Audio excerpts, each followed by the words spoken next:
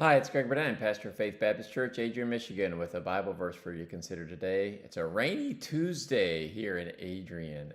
We've got some storms coming through. I think there's even a tornado watch right now. So I'm recording this so that we have this little devotion to share with you, just a Bible verse for you to think about.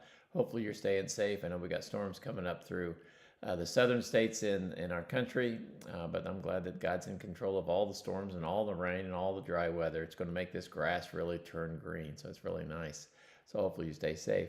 But I want to share with you a Bible verse just real quickly today. And I'm looking at some Bible verses that have to do with the family as we close up on the summertime and get ready for school. I thought family would be a good topic to look and see what the Bible says. And this particular verse that I'm using today has direct application to pastors. So that doesn't include most of us. But I think we can make an extended application to all of us.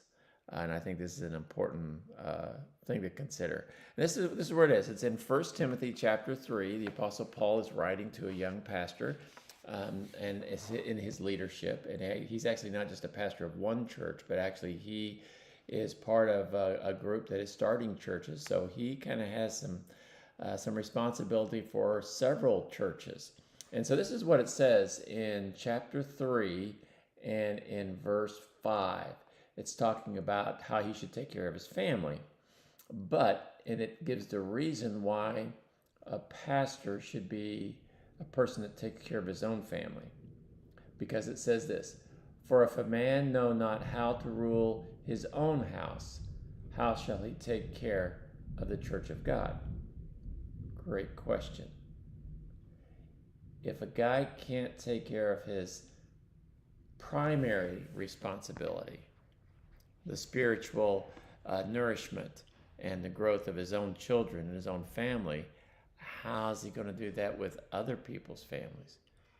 And I think this kind of shows it, and really what it is a pastor's primary spiritual responsibility is to his own family, and then that carries over into the church family. But I think that's an important thing for all of us to consider, is our family is our primary place of spiritual ministry. It's not the church, although the church is important. It's not our neighbors, although that is important. It is those that are closest to us, our spouse, our children, our grandchildren, our brothers, our sisters. We need to take care of them because that's our primary. You know, when Jesus told us to go into all the world, he told us to be a witness in Jerusalem and Samaria and to the uttermost part of the earth. Judea, Samaria, the uttermost part of the earth. Now we're supposed to do all that. We don't win our own city to Christ first, but we need to make sure we take care of the people that are around us. Jesus condemned the Pharisees and the religious leaders because they would go to another country to bring somebody to God, but they wouldn't go across the street to bring somebody to God. And that's a real interesting thing. Think about those that are closest to you need your best ministry. And so careful. Maybe right now you're thinking of somebody within your own family, especially.